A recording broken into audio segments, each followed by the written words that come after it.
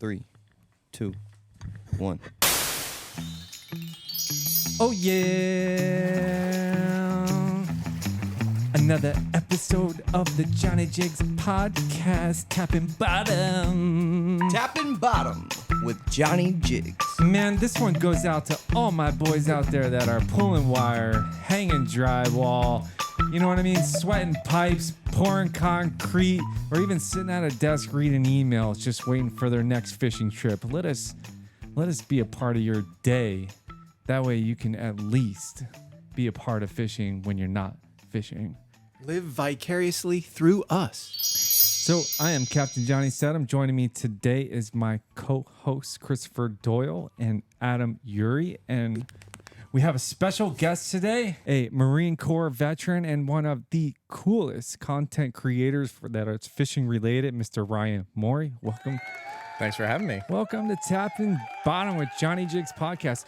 So I roll into, I'm thinking of these guys out there pulling wire and pouring concrete and, just really sweating out there, just dreaming about their next long range trip. And it's reminiscent of, my days doing that. And I always think about, the build up into a long range trip, and you're out there and you can't wait. We're so blessed that we've made our way somehow, some way into an industry where we get to fish quite often, so not that it's not as exciting, but these long range trips, something cool is going to happen. You're spending days on the water, and the possibility of you catching your personal best, if not a world record, is there whenever you're fishing that many days straight. So figured we'd start off a show and talk about long range fishing and our experience doing it from the Gulf of America to the Atlantic to the Pacific Ocean. I think we've all kind of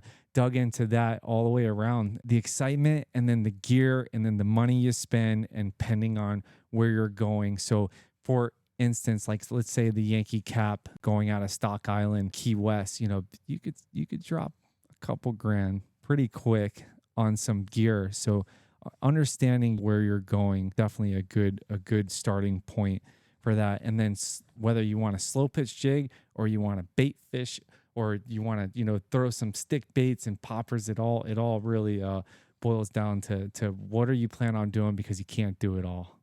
And be prepared for the troll. Right? Am I the only guy that goes to bed the night before a trip fully geared up in fishing boots, clothes, with my rod in my bed? Yes. Okay. Fair. Just making sure. Just checking. Ryan, so you were recently on a Texas trip. Yeah, so I went out of Port Aransas. That was an awesome trip. I mean, it was reminiscent of, any other like long range headboat trip, but it was cool to see all those guys. You don't think about Texas and think about fishing, but it was very much like fishing out of Louisiana, fishing out of Alabama, headed to the rigs, we fished the flower gardens. We did some deep stuff. So that trip was epic. I would highly recommend that operation. Felt a little bit more like camping if you compare that to going on like the American Patriot, where all your meals are covered. The bunks are quiet and down below. On this boat out of Port Aransas, the bunks are in the main area. So if you're sleeping, everyone else is loud. You make all your own food. So it's all on you, what you make, what you eat. And if you don't eat. Air conditioning? Yeah, the air conditioning worked all right. And you go in the wintertime typically too, because you're going out to those rigs. What most people are fired up about are going to try and tuna fish at night. So it's something that I've done personally on like a lot of center consoles and stuff too.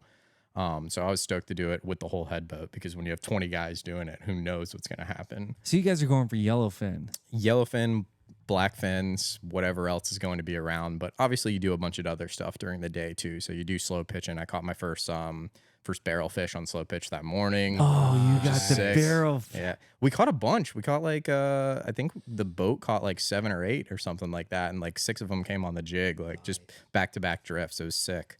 That makes me feel good, because yeah. I've been on a mission and I can't get one of those things to save my life. If it makes you feel better, I don't think I ate any of mine. I think I ended up leaving it in Texas because I shipped back a cooler full of fish. And I was like, wait, where's my barrel? I was like, this is freaking tile fish. This isn't barrel fish. So I didn't get to eat any of it. I still haven't tried barrel fish. Yeah. So like eating wise though, on a long range trip, so how many days are you on that boat? That was like the same tempo as like a Pulley Ridge trip in terms of time. I think it was 60 something hours. And Did they call it like a 3-day trip or a 4-day trip? I think they just call it 60 hour. I mean, 60. I like can't that. remember. I like that. I bring that up because a 4-day trip out of San Diego is different than a 4-day trip out of Florida. It's legit. San Diego's legit 4 days, Oh, okay. whereas Florida it's a 10 So to your 12 days are hours just running. Correct. Yeah. You know, so you're really fishing 36 hours on a 4-day trip. I will say that Texas trip, we ran a lot more than I expected. Like, it was like, okay, we're changing spots.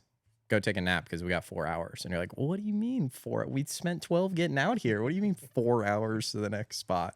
But it was good, and it was a nice variety of things. The bite wasn't that hot in general. Like, I don't think anyone caught anything crazy. The biggest yellowfin was like 80 pounds, and a lot of the time they catch 180s. So, you know, it wasn't. Okay. We had a really good wahoo bite. We were just trolling over the flower gardens, and I think we caught, like, the boat landed, you know, 8 or 9 wahoo up to 70 pounds. Wow. And I probably caught the smallest one, which was like 18 or 19, but it still made a good thumbnail for YouTube. I mean, out of 25 guys, if only 8 landed, you know, I was happy to at least get one.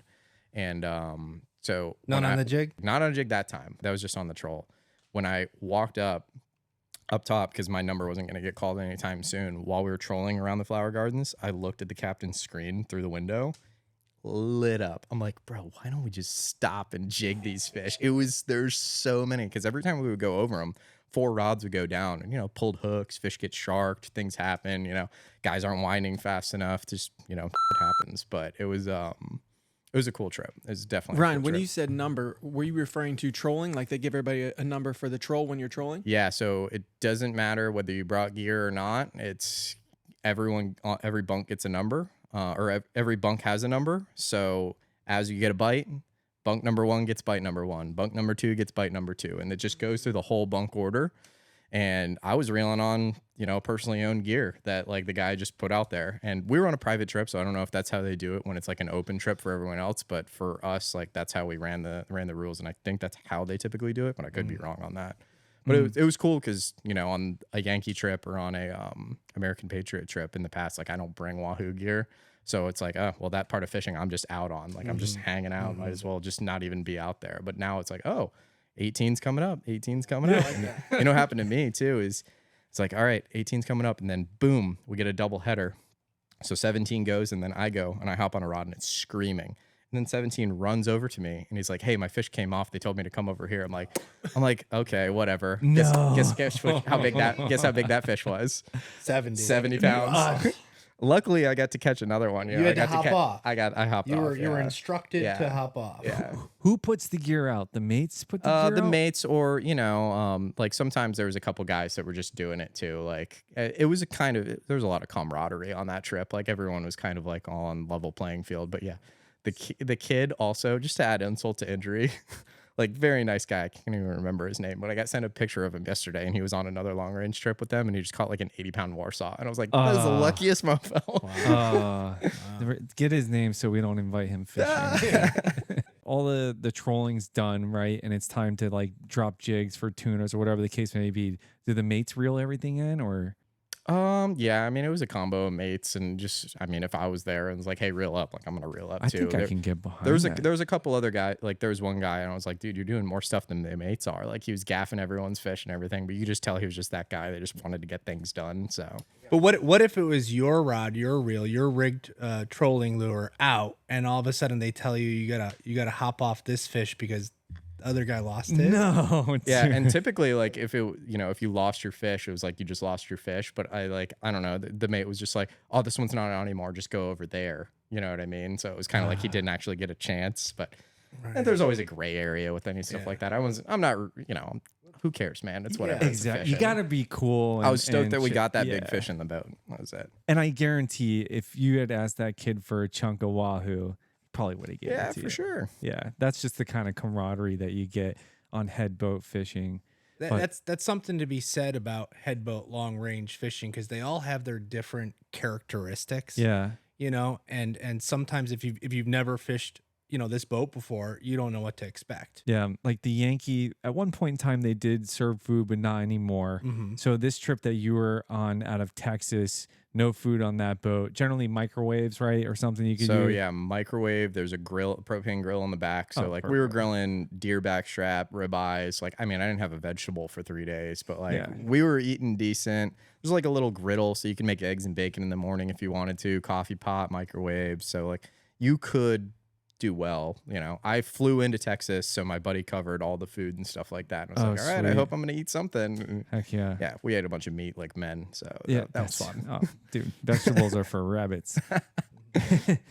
So and then there's the other side of that, to where like when we go on the Polaris Supreme out of California on our tuna trips, and I'm talking about like these dudes are like, they're like not just putting a meal together, but they're plating it perfect, adding little designs to the plates and stuff. I mean, it's pretty top notch. And then the sleeping arrangements. So you just went from A Marine barrack. Marine barrack, right? You're used to that. I mean, yeah, Marine Corps, right? I mean, honestly, man, you get the eye mask, you put the earplugs in, and I can sleep through anything. I put a towel to block everything else. And just, if you're tired, man, you're going to sleep.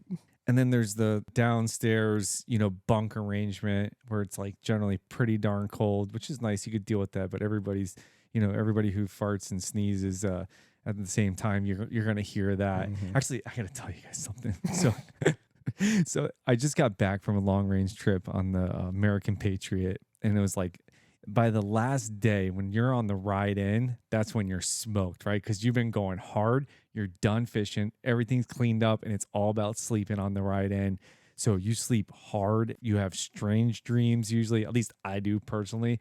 So I'm laying there in the bunk and I'm having this dream, something about my boat sinking and my kids swimming around the boat, and I'm pissed off because they won't go in the house. And then at full volume, I'm like yelling at my kids, "Get in the house!" And I wake myself up because I said it out loud in this quiet bunk room.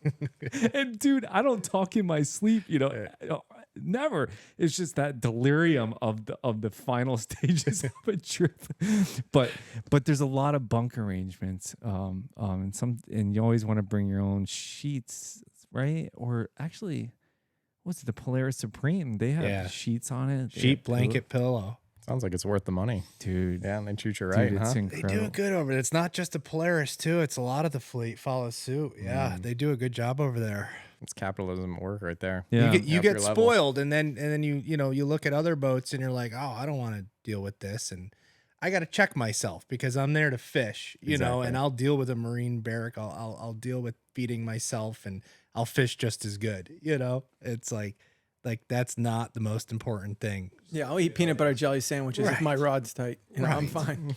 Oh, I could do those. Let me ask you guys this. So I've done 2 trips in San Diego, and they were both like, it was a day trip and then like an overnighter. So it wasn't anything crazy. It was, mainly googs on the boat, but that's all the time I had.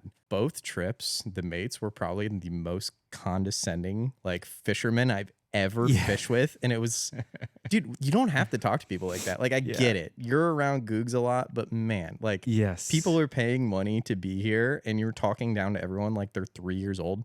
Like, I just saw you rig something. You're not that good. Like, you're not as good as you think you are. You wouldn't be working on this boat if you were that good. Like, sorry, man. Like, No, it's a cultural thing. And I've experienced it as well on the head boats. It's a cultural thing, but I mean, a lot of them are good, man. A lot of them are good fishermen, but we experienced that. I think on one of our long range trips, the guy was like, "Yeah, listen up, fellas.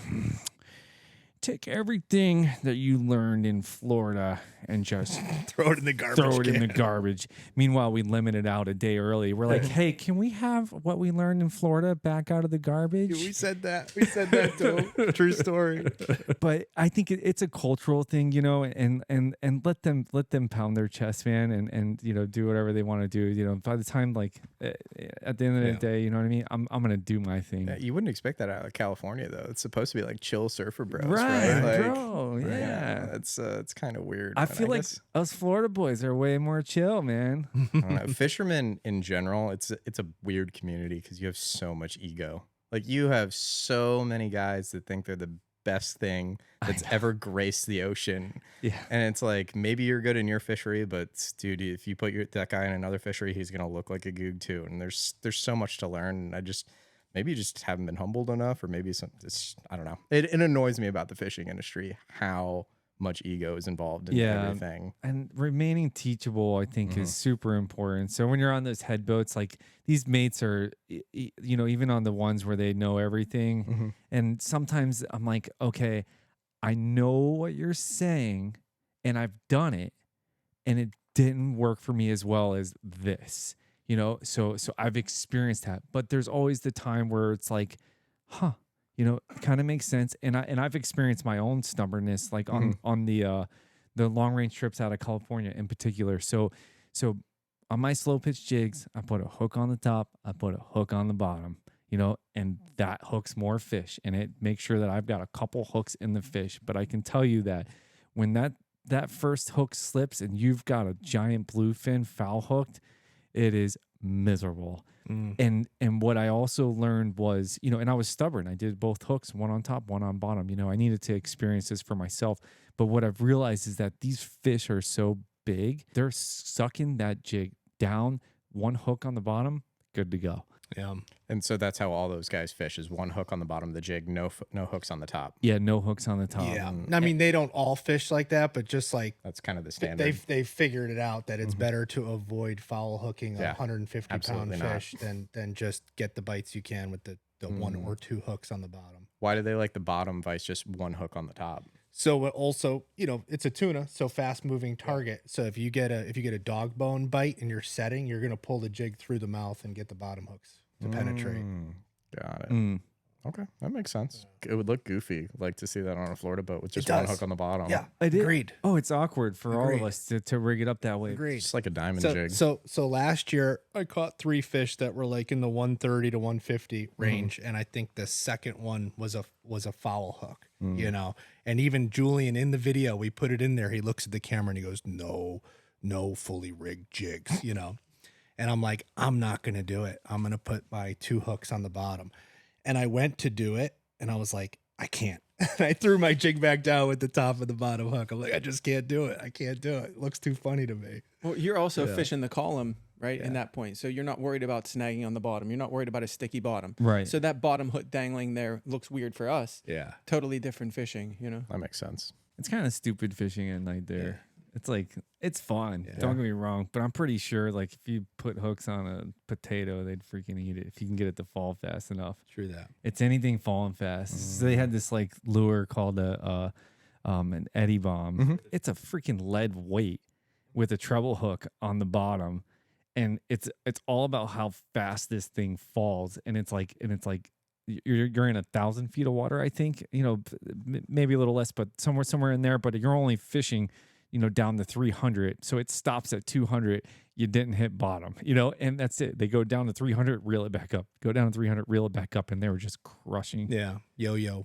Yeah. Yo-yo in it. That's it. Yeah. Long range fishing trips. You know, so I'm thinking about like our fishery in particular, grouper, snapper, and you know, what is the best methods versus bait versus jigs in our experience. And I can tell you from me personally, like I started out as bait fisherman, right? There wasn't slow pitch jigging when I was a kid. I started doing long range trips when I was about 16 years old with my uncle, and it was all about the bait. And Tortugas was the holy lands, right? That was like as far as Pulley Ridge. I didn't even know what Pulley Ridge was back. Like if you were going to Tortugas, it was like, whoa, dude, you went to the Tortugas, right? It was like muttons, black groupers, insane. And then there's been like this progression of jigs moving into the game, and all of a sudden it's like, okay, this works and people are interested. But what I've noticed is the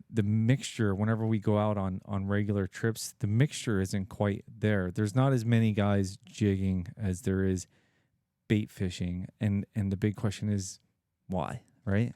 Why? If it's productive, if it's producing quality fish, the same amount of fish, and it could. There's a couple of things that come to mind, but I'd like to see what you guys are thinking about. Why isn't there more people jigging at this moment? Well, I mean, just to be simple, there might be guys that have already just bought all this bait gear. They're already spending all this money to go on the trip, and they're just going to go on the trip and use bait because they're about catching fish. You know, some guys don't care about how they catch the fish as much as the fact that they're just catching something. That's what they know. That's what's worked. And I don't necessarily want to go out and spend thousands of dollars on other gear. So it could be as simple as that. And then also, I mean, as a guy that brings jig and bait stuff, sometimes I just want to break from jigging. I'm like, dude, I'm smoked. I'm on hour 36. Let me just drop a giant chicken rig and, oh, look at that. I caught a big old snowy. Like, so sometimes it's just a nice change up. And it is nice, I think, to have guys doing both for sure. Oh, shoot. Sorry, Butters. It's nice to have guys doing both, but I think we've all seen where jigs are like absolutely smoking the fish, and it's you better have one out there. Actually, this gives me a good segue into we're going to take a quick break, and I'd like to thank our sponsor of today's show, which is Accurate. Accurate is a company that makes some of the best fishing reels in the world. They're a U.S. brand with their factory in California, and Accurate has chosen to sponsor this show today because they are coming out with the new V2, the Valiant 2. So it is the upgrade to their high-end Valiant line of reels, and wait until you guys get a look at this. Accurate has come out with the new Boss Valiant. It kind of resembles like the old Boss Extreme, but they added an extra feature. Right here, there's a black button. Very simple. Stops you right at strike, and then whenever you get into what I like to call the red zone, you push the button and push it a little bit forward. So pretty cool. Accurate's up to some new tricks and coming out with some new stuff. So we're talking about the difference between bait and jigging and you know which one's more productive. I know you've got some input on this, Chris Doyle, about which one's more productive. Where do I begin? Well, first of all, we're the nuts that just we only jig, you know. And I think as of late there's been a little bit of playing around with a little bit of bait, but 99% of the time we're just dropping jigs because we love dropping jigs, and that's it. But since our inception, day one, I think we've always advocated for if you want to catch the most fish, have the nicest looking cooler at the end of your trip, you're going to be prepared to do both, right? And when you're on multi-day trips and you're spending, you know, full 24 hours fishing, and you phase from dawn to day to dusk to night, you know, there's going to be trends in the bite, and you can read those, and you can look down the starboard rail and watch bait rods just doubled over while you're up on the pulpit with your jigging rod, right? All of us going, dang. You feel like an a-hole. Oh, what am I man. doing with this Yeah. stupid hunk of metal? What's going on, man? Yeah. Should I put a squid on this thing? And we've spent Don't tell hours them your doing that. secrets, Johnny. We've spent hours doing that. But if you can chuck your jigging rod down, you know, and suck in your jigging pride and go drop a bait, you're probably going to go get tight, right? And the same goes true on the opposite side. All of a sudden, those bait guys, they'll be fresh, beautiful presentation baits down on the bottom, and nothing's going on, and every guy with a jig is doubled over. But there's the fear, right, of missing out, FOMO. Yeah, no when doubt. you're up there jigging and you see them, and all of a sudden they start hitting on the bait, and you're like, oh man, I want to. But what if I miss it out? What if, you know, that bite for the jig can only be, you know, a little bit of time. You could be grinding all day, the entire trip, and that bite hasn't hit. And as soon as you put that rod down and grab that bait, that's when that jigging bite could go off too. So, right. But yeah, so you're trying to, what my point is, you know, reading the trends. And if you're able to, you know, go back and forth at dawn, and especially the first couple hours of daylight, I will always, for the rest of my life, have a jig in the water. And same true at dusk as well. But at nighttime, guys, you know, after jigging all day long, you find Chris Doyle going to bed around 10 p.m. And usually like 9 to 10:30, I'm just a passive observer of what's going on to see what's coming over the rail. But I'm just biding my time for like 4 a.m. to get up and drop a jig again. Bait, you know, does on most trips reign supreme throughout the night. There is a secret I have. Are you guys ready for this? Are you ready for it to not be a secret anymore?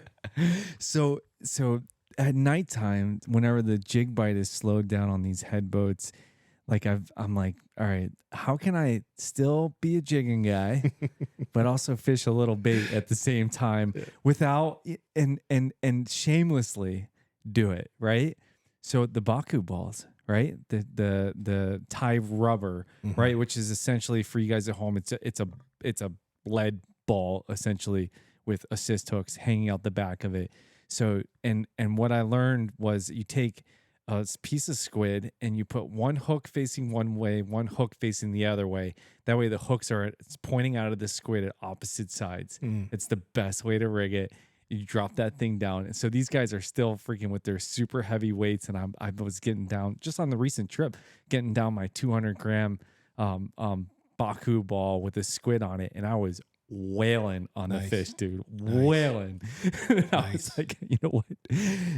I'm gonna catch fish by any means necessary. I like it. Can I also bring this up too? So when you're talking jigging, we're talking bait, always got to have a spinner and a trolling setup. You know, we're talking about long range trips. You're talking about a lot of gear. And we speak to Captain Greg, you know, on a friendly level a lot. And he always has a fun way of delivering what he witnesses, you know, anglers showing up on the boat with, and he's beside himself by so many of us that go with just a truckload of gear because we're trying to cover all our bases. But that's part of we opened up the podcast talking about the anticipation of a long range trip, and whether you've been on 100 or you've never been on one, you will go through what's a nice way of saying it, a mind checklist, massive checklist, a mind conundrum, you know, of am I gonna bring my power 2, 3, 4, 1, trolling, spinning, this gear, jigs, this shape, this size, how many jig bags, you know, sir. It's just like, and you'll think about it every day for weeks, you know, up until the trip, and it'll drive you a little nuts. We get tons of phone calls at the shop, you know, and you know. And we think about this way too much, and that's part of the fun of it. A long range trip will do that to you. It's easy to overpack. Yeah, very easy. Well, there's no tackle shop out there, right? And that's what we tell people when they call and they come in the shop. You know, well, I'm just going to bring one, and I said, well, when you're out there, one is none. You know, you lose that one and you have nothing.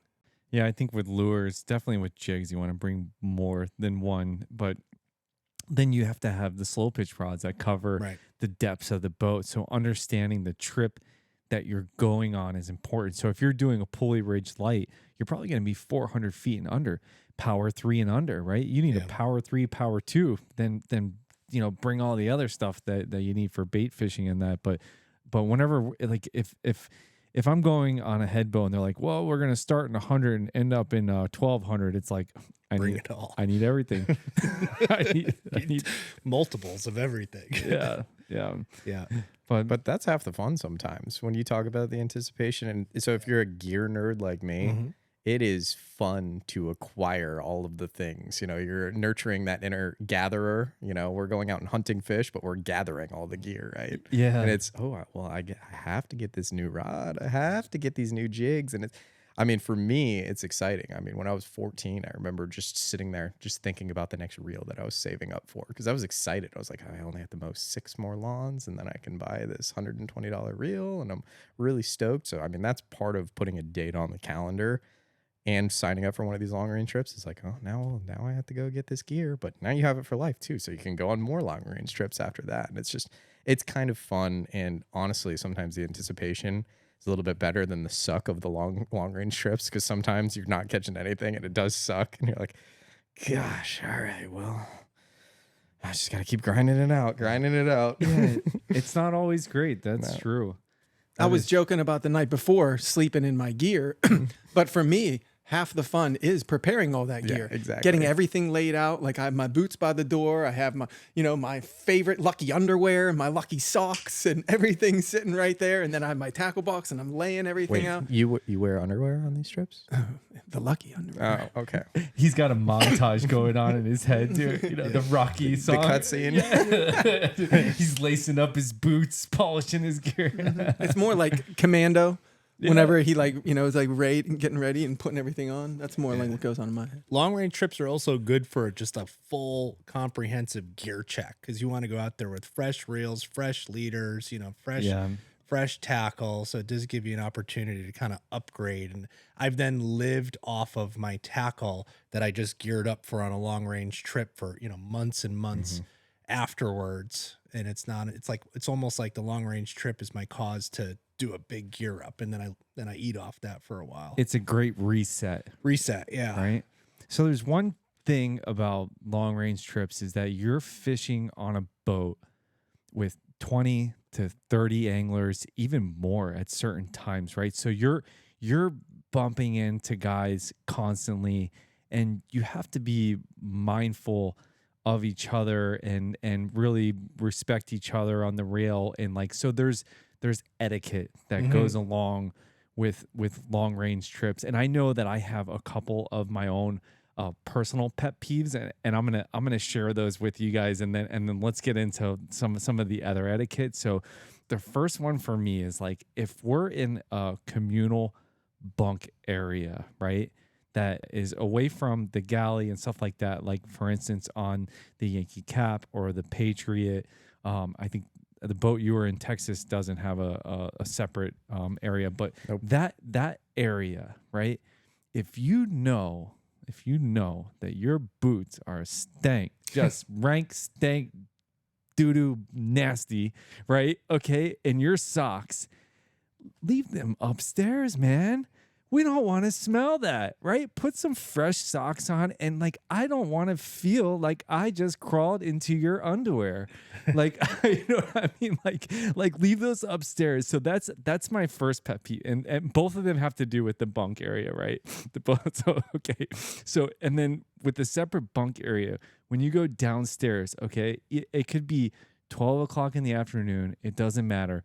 There's always either a mate or some of the other, guys that are on the boat that are choosing that time to rest during the trip and sleep. So if you go down into the bunk room and you're talking full volume and having a conversation with someone, you're being super inconsiderate of the guys down there. That's not the place for having a conversation. Bring it upstairs. So that's my 2 etiquette pet peeves, and I'm sure we can do a round table of this. I'll start with Adam, if you got one. My biggest pet peeve is when you're on the pulpit and you've lobbed out already, and someone will come over and lob over your line and just lobs over everybody. That drives me nuts. Whenever you have your rotation, right? Because there's numbers for the bait guys. Everybody's stuck on their number on the gunnel.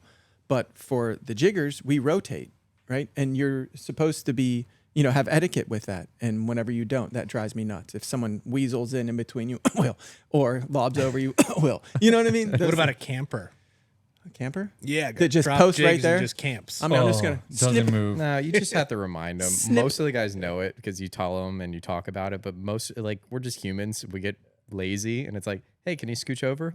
You have to be the annoying guy. Hey, can you scooch over? I'm gonna try and walk this way. And then they remember. Yeah, I've seen Will, beautiful rotations going, 6, 7, 8 people going, and I've seen him wake up from a nap, wipe the sleep out of his eyes, and grab his rod and reel. I've watched him walk up to the pulpit, turn around backwards, and wing his jig behind him, but out, just over his head, actually incredible. Yeah, that's impressive, actually. Very Did he impressive. Get a bird's nest or anything? Yeah, no bird, just over his head and then turn around and lock it in. Excuse me, He's looking for a laugh at that point. It was good. And here's the thing with Willie Biggs, who we love dearly. Yeah. Then he'll catch 3 fish back to back after we've been out there grinding for 2 hours with nothing, and then go take another nap.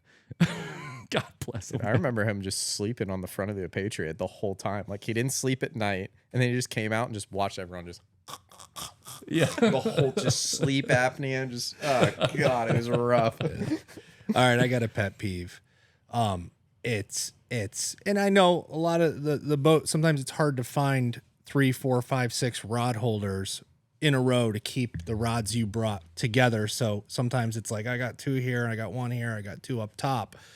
But when you use a rod, I hate, I'm coming down the rail jig and I've got a row of 4 rods sitting there, jig on the rod holder. No one's using them. It's a discarded rod, but it's on the rail. And now I've got to navigate around it. It just drives me nuts because it's so simple to take your rod and put it in an off rail. I mean, even if I was just going to go to the bathroom and get a drink of water real quick, there's no reason for me to leave the rod unattended on the rail. That's all I ask is take the rod, put it in a rod holder that's off the rail. You know, because I'm also inviting, if I were to leave my rod there, I got to expect someone's going to probably have to move it, get around it. Could be a dicey situation. So, you know, if your rod gets broken, it was left in a rod holder on the rail, like, your fault, you know. And fighting a amberjack down the rail with a million rods in the way. Torture, dude. And you'll do it on every trip, you know. Yeah.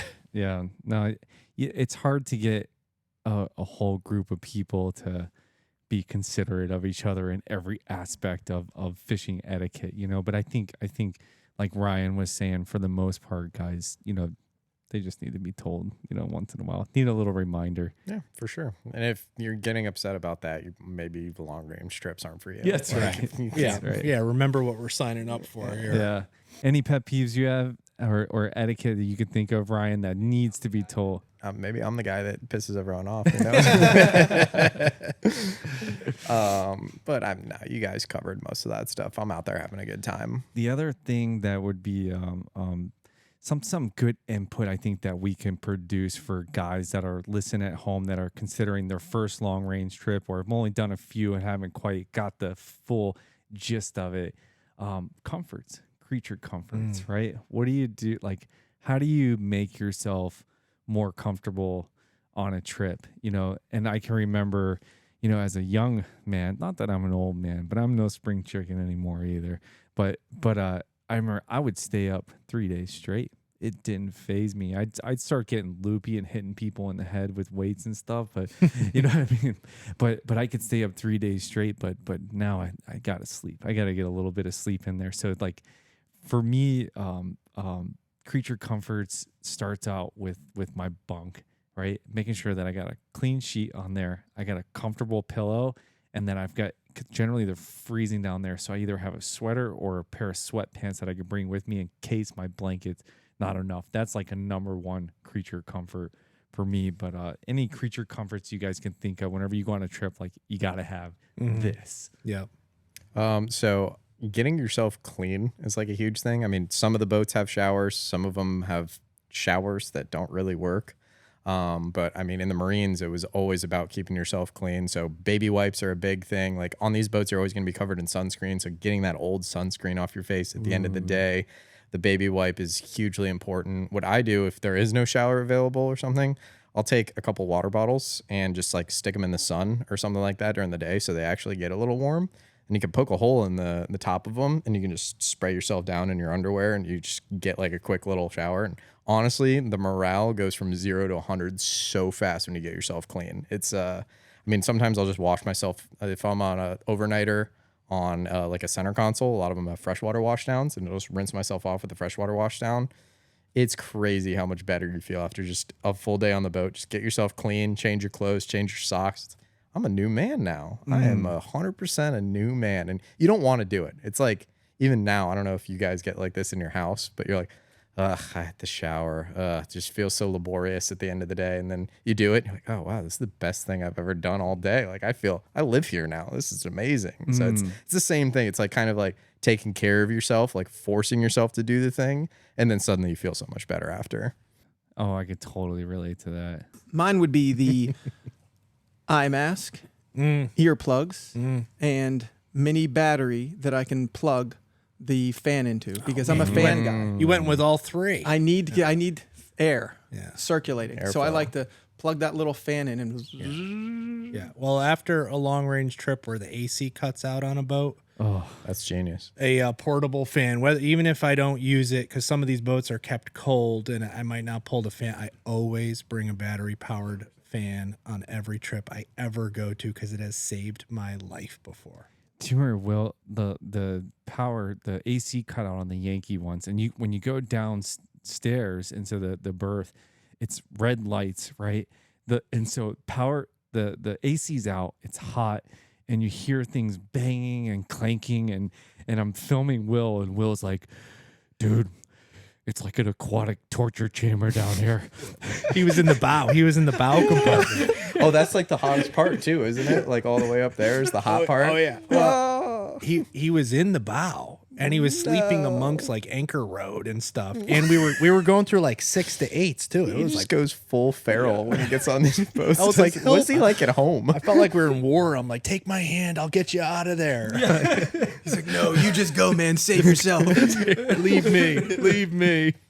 Oh man, I've got one more thing that I actually like just picked up on the recent trip was dude, my wife bought me this Yeti drinking bottle, and dude, just having that outside of the air conditioned area, so you don't have to like get that zap of cold air, and being able to hit your water all day long, and that way you're staying hydrated, especially when it's super hot. So like staying hydrated is huge, especially in the summer. And how about picking up the Sea Sucker Fisherman Center or the dual cup holders that you can just suction cup? Oh, that's genius. Really nice to have. 4D chess over here. Most boats have a spot to put that Sea Sucker on there, and I just experienced that myself. But it's got like all these little holes for hooking your lures onto. So for the jigging guy, dude, but instead of like just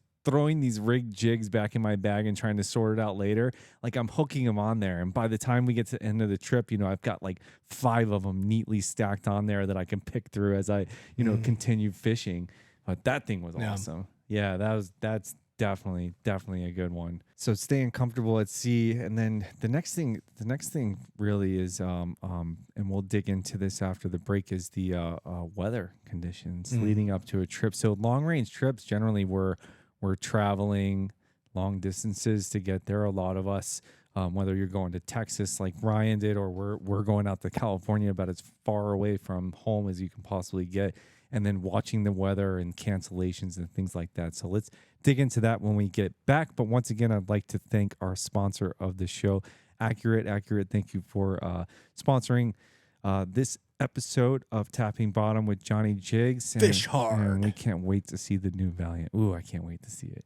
So weather, guys. Weather. And this is one of those, like, Whether or not you go fishing, right? So I think every boat has their own, whether they call the trip or not. But I mean, I can remember spending, days looking at weather apps and whatever the case may be, and wondering, like, is the trip going to go or not? And what's the cutoff for each coast? And really, I don't have the answer to that. Anybody got the answer to that? It's different per boat too. It's what's the boat's tolerance? Are you on a private trip too? Like it's easier for you to make that call at that point too, if it's all under you. If it's a Johnny Jigs trip and it's 10 to 11 the whole time, and the captain's like, we can go, and everyone else is going to be miserable. So there's different tolerances. Everyone, you just have to understand what the group's vibe is and what the boat's vibe is. Right. 10 to 11 foot seas. The misery. I can tell you a pet peeve of every headboat captain, or probably every charter boat captain, period. And that's seeing a little bit of weather 2 weeks out and calling the captain, hey, we going or not? Even like 3 days out, they're like, Yeah. We have to figure too how many people are flying. Right. They have to their flights, car rental, hotel. Everything to get to this. This could be their once a year, once every so many year trip. So they have a lot invested in this. Yeah. I mean, I would say if you're flying to this location, book your flight just the day before. Or get flight insurance. That's an option too. You can always, with many airlines, you can just change your flight if you pay for the insurance. That's probably the best move. Because the day before, it's going to be the most expensive it can possibly be. $14,000. No, I'm not saying book the flight the day before, but make the flight for the day before. Right. Yeah, so you're not getting there, 2 days early, and then all of a sudden Extra day off work, though. You might not be able to do that. Another night hotel. And if your flight gets canceled, the day prior, you're not making it on the boat. The boat's not waiting for you. Yeah. It's a lot to think about. Gets dicey. Yeah, I like to schedule my flight a month before so I have time to prepare, get all my gear together. Right. 30 days minimum. I kind of want to be like under 5 foot seas. Like I'm looking at it and like under 5 foot seas, I think is doable. 15 knot winds is still tough. And it's like, I think 15 knot winds is like right at the edge of like what I want to be on a big boat. On my personal boat, absolutely not. I'm not going out on that. Forget it. If I have the option. Well, But in your guys' experience, how, like, because you've had so many cancellations now at this point for the Yankee, for the AP, how much time do they normally give you for these trips? When are they normally telling you? I know we're getting the phone calls constantly about them, like we have any idea. Yeah, if it's significant weather, you might get a day in advance or two. If it's like a hurricane is there and it's clearly coming through, you'll be a day ahead. But many of them have been the same day.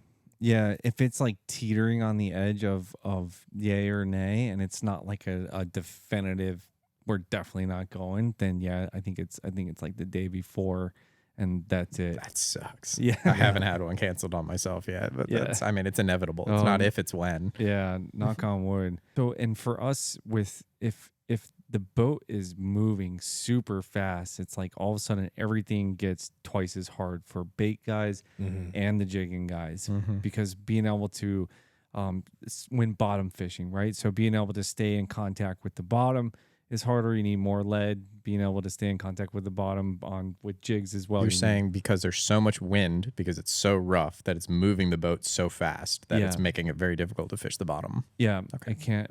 But they have ways of combating that. I mean, the AP is a big steel boat, so the wind doesn't move it as much as like per se the Yankee Capt, which is an aluminum hull boat, and that boat will start flying across the water. So Captain Greg actually puts out a sea anchor, which essentially brings the boat to a screeching halt. It is incredible how well that thing works. So these captains have some tricks up their sleeves to make it doable for us. And a sea anchor basically is a parachute underwater for anybody that doesn't know. It's not dragging. It's not a dragging anchor. It's an anchor. It's a parachute basically they put inside the water. Huge parachute that goes out.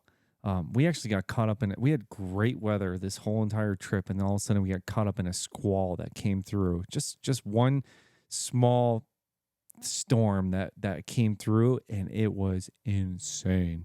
And Captain Greg had the sea anchor out, which is ideal really because it keeps you pointed in a certain direction for taking the weather. But that thing came through. I think it broke some of his gear on the boat. The wind clocked 70 miles an hour. Yeah, dude, it was the perfect storm, man. 70. Yeah, Gosh. we have video. Imagine being on like a contender when that happened. Like, oh no. Yeah. Oh, dude, That's all in one of our YouTube videos like 4 years ago, and the footage was pretty incredible. Yeah, if you want to go to our YouTube channel, you can check that out. And I think Dev will probably put a clip on it on this video if you're watching live instead of listening on the radio. But yeah, so weather can definitely play a big role in your gear packing and planning and everything. I will say, for those of you out there that might be a little scared of weather because you get seasick, I'm a guy that gets seasick. I've been seasick a lot in my life, and I haven't been seasick on any of my recent trips. And even this most recent one that I went out of Port Aransas, it was 6 to 8, like easily. But that was a cat hole, and it didn't rock that much, and I was good to go, man. So, I mean, get your Dramamine, get your seasickness patches, but a lot of the times those big boats handle the weather a lot better than you think. And as long as you're hydrating, eating well, and actually taking care of yourself, a lot of the time you don't get sick. For the Dramamine, make sure you take it 24 hours before. That's Don't huge. think you can just pop the pill and hop on the boat, right? While you're seasick. Exactly. It has to be in your system. So I get very seasick. Every time we go out, I have to take it. I'm weaning myself down to a half pill or a quarter pill now, but I'll take a half a pill 24 hours before anytime I go out, even if it's for a day trip. That's huge. Yeah. I think the Transderm scope, which is the patch that goes behind your ear, I've seen that probably be the most effective out of the seasickness medicines. But I've seen guys with, like, I've gotten on a boat with a guy and he's like, you see this watch here? He's like, I won't get sick. 2 hours later, he's and I'm like, all right, dude. I'm like, you sure you don't want one of these patches? But I've been seasick before as well, and it's something to do with the fluid in your ear. But that's a good point, Ryan, because at the end of the day, like this boat is not taking you back, dude. Nope. Like you are, if you get seasick in the first couple hours or something, like guess what? You're stuck. Yeah, but it goes away. So I've the overnighter that I did in San Diego, absolutely terrible seasickness. It was my first overnighter trip ever, and I'm hanging out, talking to everyone else on the boat, drinking beers, having a good time, go to sleep below the boat, and I wake up and immediately know I'm like, this is the most seasick I've ever been in my life. Like I sprint up.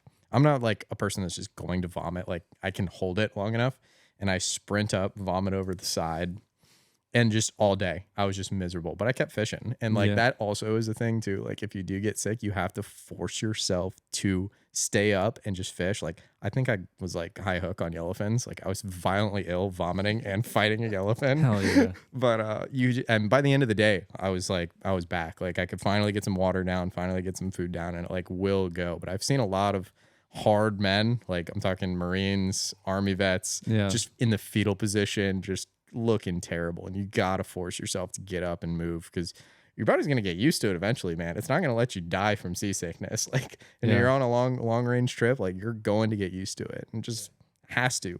Some guys just don't get it, and some guys do. I've never been seasick. doesn't. Son of a Second gun. in my whole life. I Son think of you a did gun. tell me you felt woozy one time, but I got sick on a long range California trip too, and I continued fishing. But I even know, remember that guy Matt who was on the Deadliest Catch? He was a pretty popular mate on one of the Deadliest Catches, and even him who spent years and years doing that boat, he's like, one time he got seasick and he got over it and he just kept it moving, baby. And that's just part of the deal, right? It's terrible, but it's not the end of the world. I think some guys let it beat them, and you just gotta keep going, man. Yeah. Puke and rally. So I get it so bad that I'm puking and I have nothing left in my body, and my diaphragm's contracting so hard that my abs are now cramping, and I'm having to try and stretch myself out while I'm still like. So yeah, I'm a yellowfin. It's so like, I mean, if anyone is watching this and thinking like, well, you haven't been as sick as me, like I've been as bad as anyone out there, brother. Like can't get any water down for like 8 hours. Like it sucks, but it's my penance to get to go out and fish all the time. Did man. you take Dramamine that day or no? Sometimes I have. Typically, it definitely helps, but sometimes I've been sick with Dramamine or with a patch. Like sometimes it just Even with the doesn't. patch? Yeah, really? sometimes. Wow. Actually, no, I misspoke on that.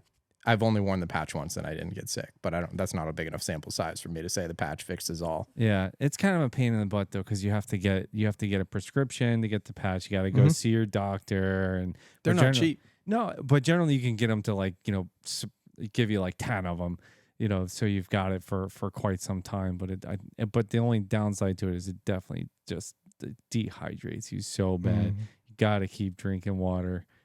I don't like wearing it if for the most part, I do not get sick. Like our last trip was like 8-foot seas. I think there were some 10-footers in there, and I didn't take anything, and I was pretty good. It's just luck of the draw. Sorry to get us off track with seasickness. Yeah. But so preserving your fish and getting your fish home on a long range trip. So like if you're traveling a long distance, how do you get the fish back to your home, into your freezer, into the hands of your friends and family and stuff?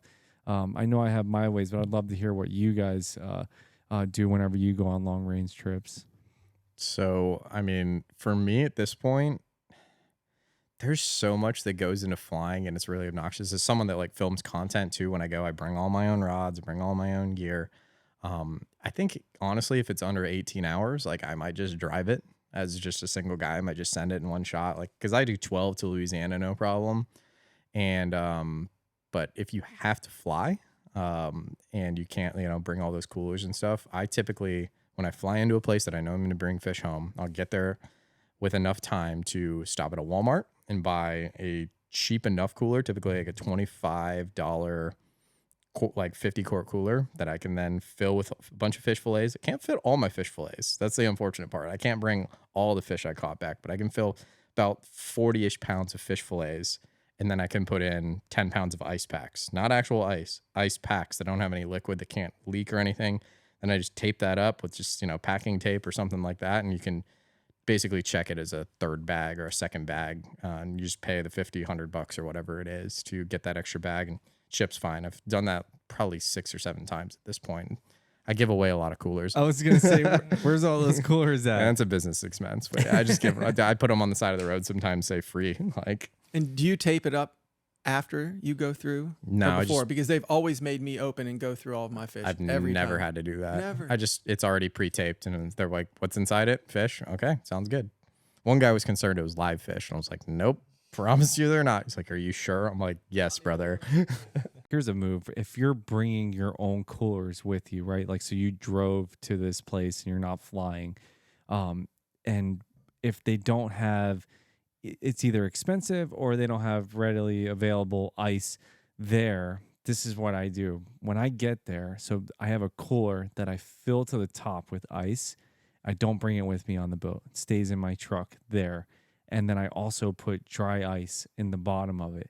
So by the time I get back, that ice, because it's locked inside a marine cooler 3 days, 4 days, all the ice is still there when I get back. So as soon as it's time to pass out the fish, like, I'm not scrambling to go find ice or buy ice or anything. I've already got the ice from my ice, dealer, which is generally the best price, and I'm iced up and ready to go. So that's a good move for sure. And then the other thing is, if you don't fillet the fish there, if you're not filleting the fish, on the spot and putting it into bags, stacking that fish inside the cooler. So it's so important. I think a lot of guys miss the bus on this. They really do. So I like to put the fish vertical. So all of everything that runs down the fish and off of the fish into the bed of ice that I've put in the bottom of the cooler. So I will stack all the fish very neatly in a position. Sometimes they could be even touching each other because the coolness kind of goes in there,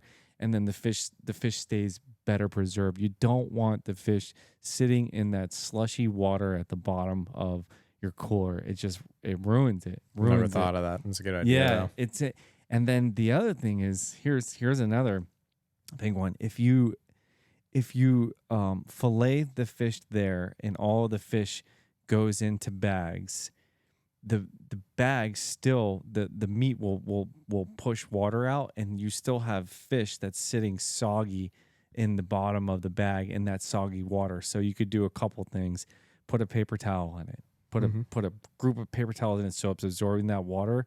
Or the other thing is, whenever you stack that fish into the cooler, create a pocket to where you put the bag upside down, pretty much Ziploc, but upside down to where the water sits into the bottom of the bag, so it's not touching it. So whenever you go to pull it out, you pull it out quickly, but it's not soaking in the juices that are in the bottom of the bag. So a couple good pros tips there from somebody who's been doing it for a couple decades.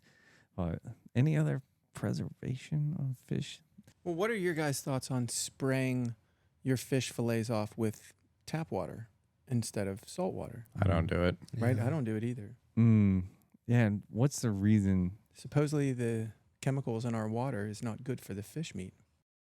I think it might just be the salinity too. Like, I've heard you can just make your own salt water at home, but it's the fact you can't use fresh water on the saltwater fillets. It starts to degrade them. I don't really know that for a fact. I don't have scientific evidence. I've just heard a lot of people say that over the years, and I work so hard to catch these fish that You can watch it like firm up too when you hit it with fresh water. It firms up. The color kind of starts to get a little whiter. Are you going to buy a steak and rinse it off before you do? Like, probably not. Like, And did you ever hear anything about how you stack like your tuna? If you have your tuna laying on one side, that the blood and everything can go to that one side, and you're supposed to rotate your tunas in the icebox? oh, that's next level. I've heard that too, because the way that it solidifies. Yeah.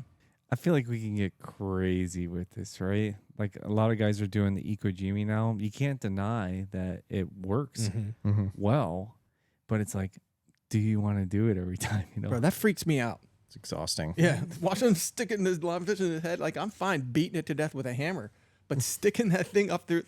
The more humane like way. you're making like a Frankenstein fish. Like, So, dance puppet. So for our listeners, the Ecojimi is like it comes from Japan, and essentially you spike the fish in the brain. Like, you give it a good spike to the brain, which kills the fish immediately. And then the next thing is that you take this wire and you run it down the spinal cord of the fish, and you could watch this fish, like it starts vibrating almost, and you could see it like losing its life as it goes through the spine of the fish. Well, the spike lost its life. That now you're breaking nerves, you're breaking circuits. Yeah, until it's finally done. So I've done this on film with Chris, and I'm like, this is the humane way to do it. And then I spiked this fish in the head, and then I took this cord and I shoved it down his spinal cord, and I'm like, this is the best way for it to happen. And I can tell you that's ugly. It doesn't look good. No.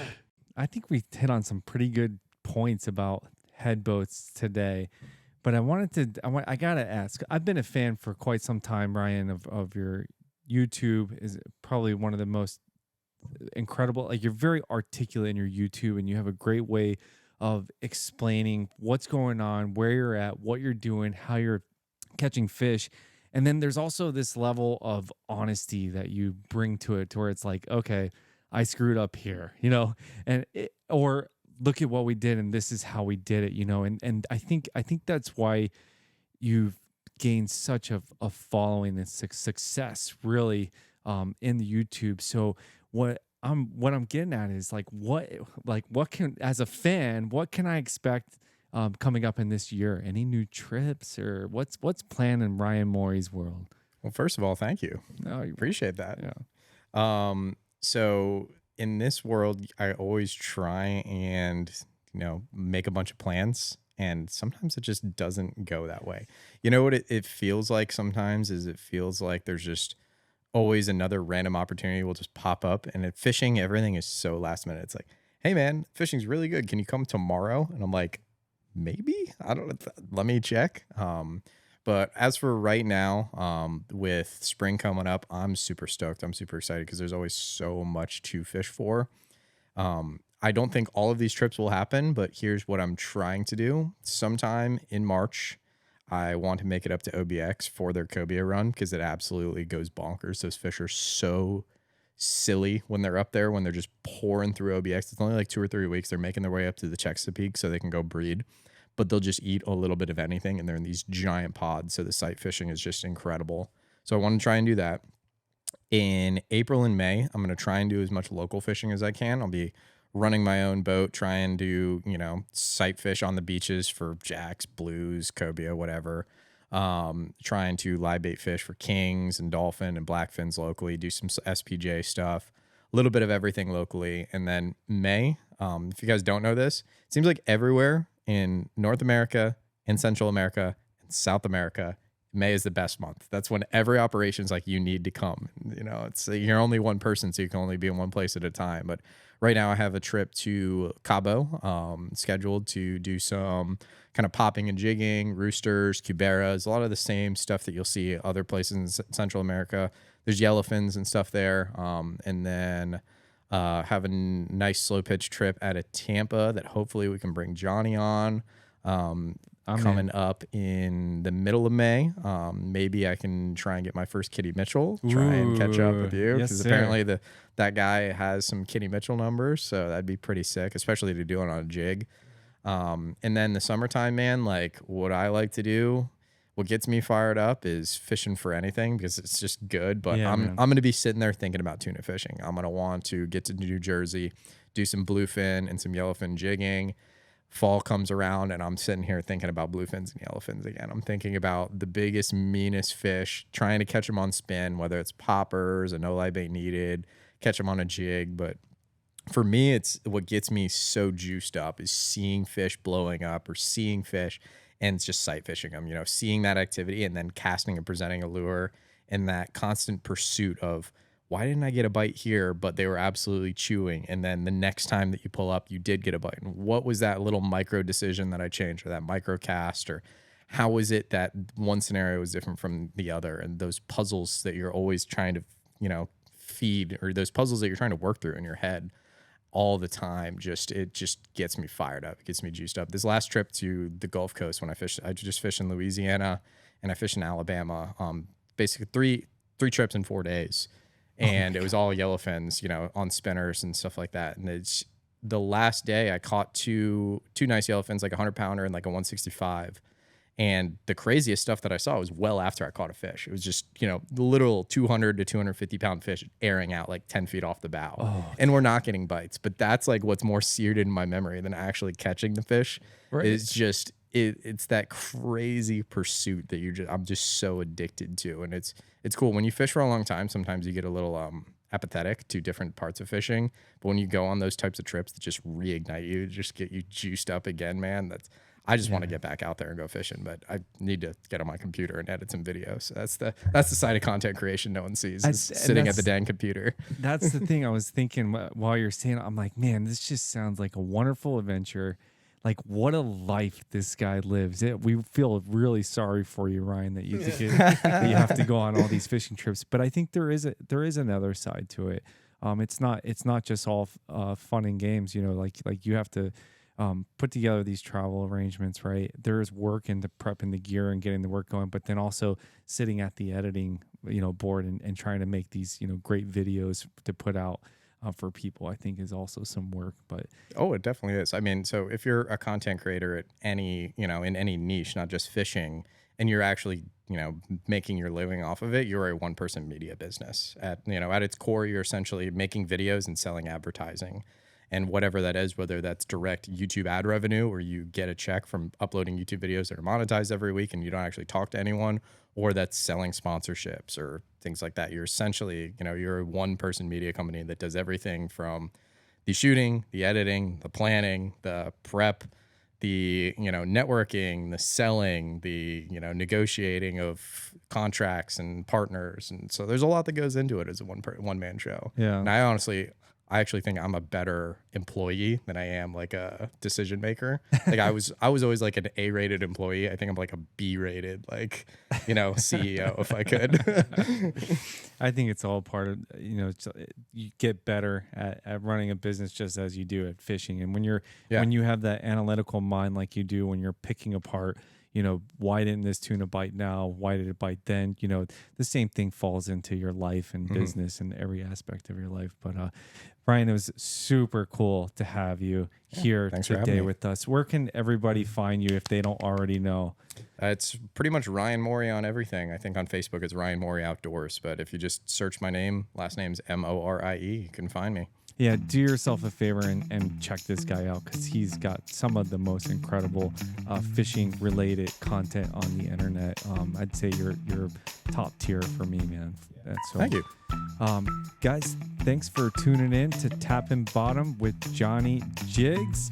And thank you once again for Accurate for sponsoring our show today. And until we meet again, keep tapping that bottom. Jig on.